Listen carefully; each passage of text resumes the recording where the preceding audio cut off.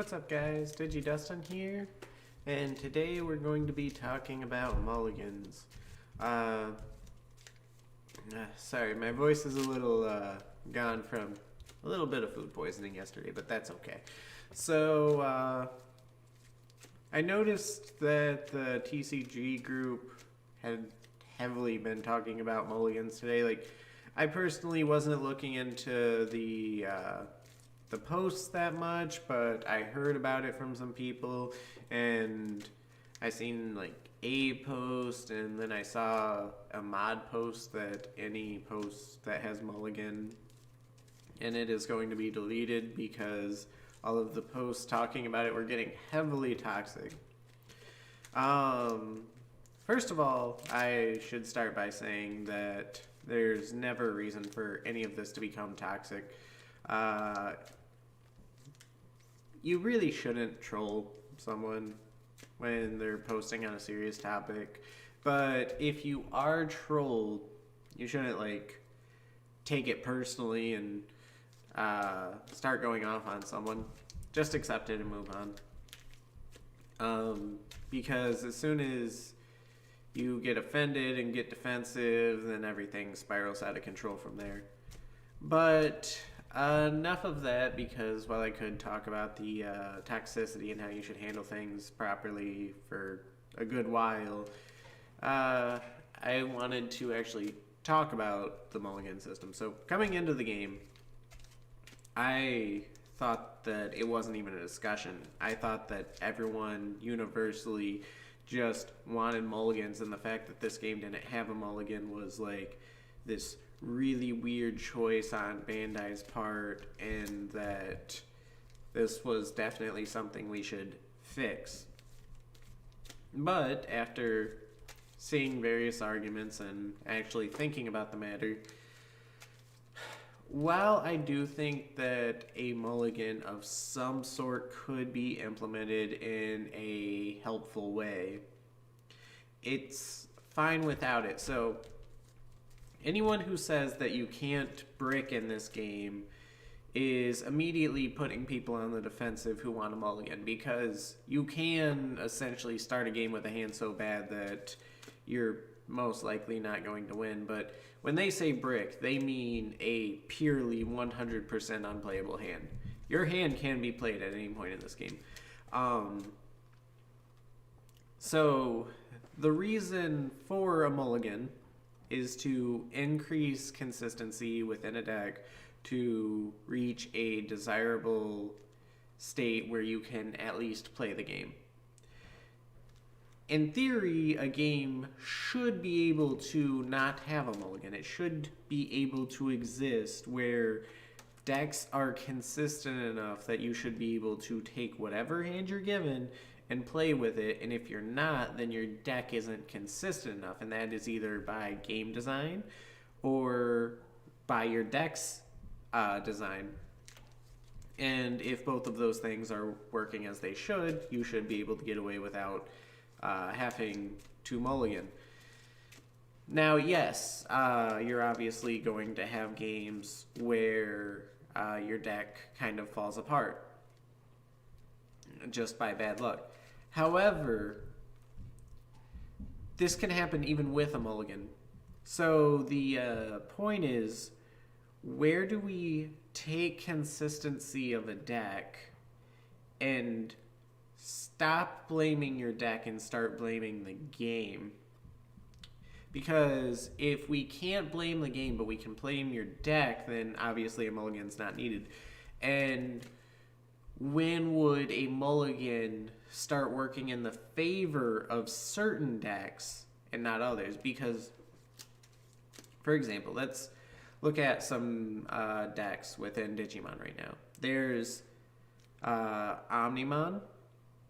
There's Purple Piedmon. It's a very draw control, but it's hard to give it a title outside of like Purple Piedmon. And then there's Tyranno Rush.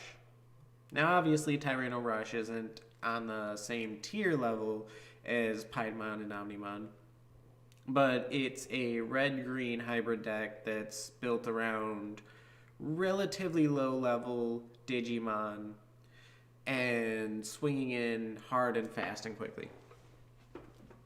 So the reason I'm bringing this up is because, as is, without Mulligan, Tyranno Rush should never have a situation where it's unplayable. It's essentially just wouldn't happen. And if it did, it would probably be like 1 out of every 30 games. In fact, I'm just going to use like random numbers to get my point across. Purple Piedmon is built with a relatively consistent deck ratio. Uses a specific amount of megas, ultimates, champions, and rookies to achieve consistent results. And although it plays a little awkwardly, the ratio itself doesn't change much from the golden deck ratio. And it also has high draw and is able to recoup what it's lost. So it can play with almost any starting hand. Not every starting hand, but almost any starting hand. And because of this, it won't brick often. It'll brick more often than Tyranno Rush, which is mostly rookies and champions. But even then, you could start with a lot of megas in your hand and still mostly be fine in purple. For the most part, not completely. So this one would brick like maybe 1 out of every 20 games. Obviously, the numbers are higher than what I'm saying, but... And then we get Omnimon, which is largely considered the best deck in the format.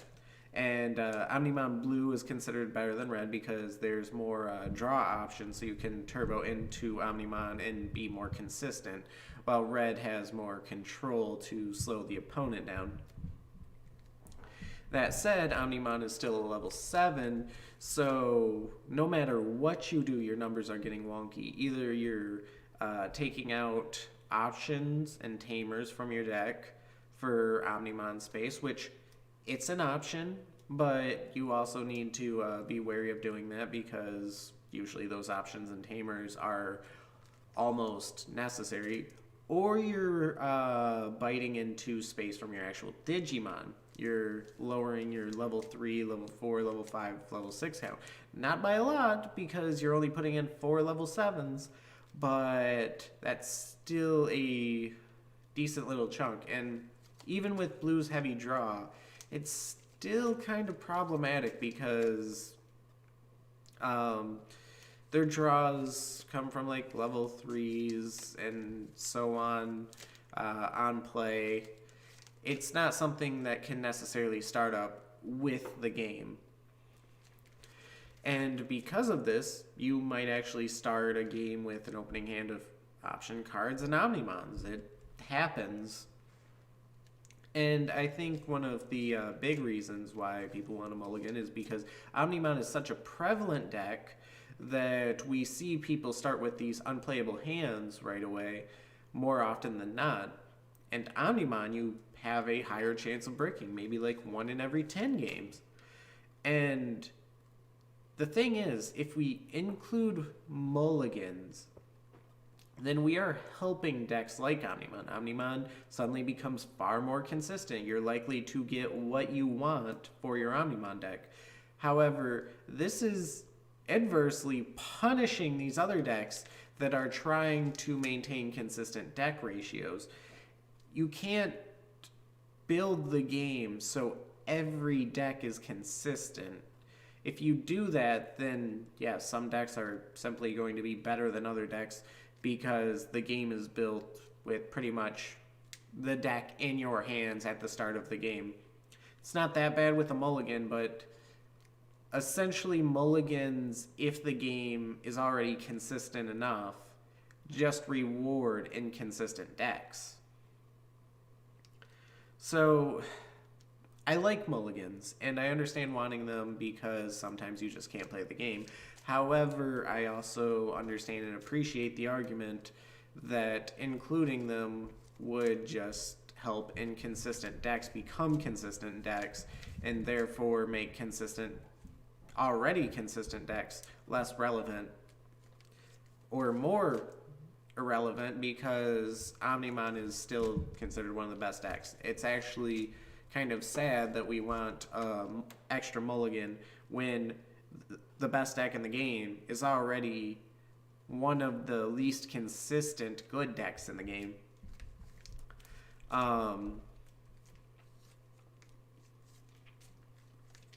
But that said, if I was to introduce a mulligan system to this game, then I'd at least want it to be a very punishing mulligan system where, okay, you can be given consistency, but it's going to cost you. So if you mulligan, maybe you have to reshuffle your entire hand back in, draw again, but you draw a 6 card with the 6 card being from your security. And every time you mulligan, you take more from your security. That way, you get the consistency you want, and every game, you don't brick, but you start with less security than your opponent, so you're at a pretty big disadvantage because of your own inconsistency. But I suppose we should see what pack we get today. I was wrong last time. It's not 6. We've seen 7 hits from this box so far. Because we've had Rust Tyrannomon, Kentorosomon, Rosemon, Piedmon, Lilithmon, War Greymon, and Alt Art Rosemon. And first it was Diaboromon, now these Omnimon packs are just flying into my hand. Definitely going to be the next pack to disappear, most likely. Unless they just stop.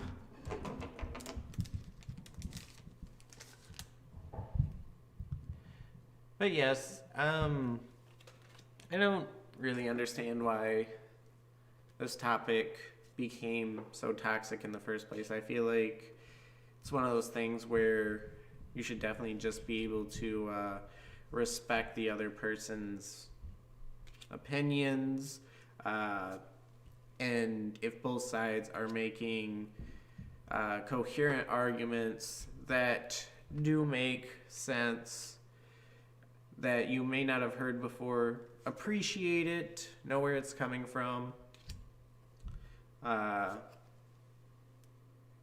be open to having your mind changed, and at the end of the day, just be respectful to whoever you're debating with. Arguments should be about either learning or teaching, not about like winning. Okay, so first rare we have Taiga, and then we have ooh. So speaking of inconsistencies, we finally got there. We made our money back. Nice. Today we pulled Omnimon. Well, this was a good day. That was a nice hit. All right. I won't complain about this box's hits anymore. We have one more left, and it's either a secret rare or an alt art. However, we did start this box with one pack short, so it might be gone. We'll find out going forward. Until next time, guys, stay wholesome.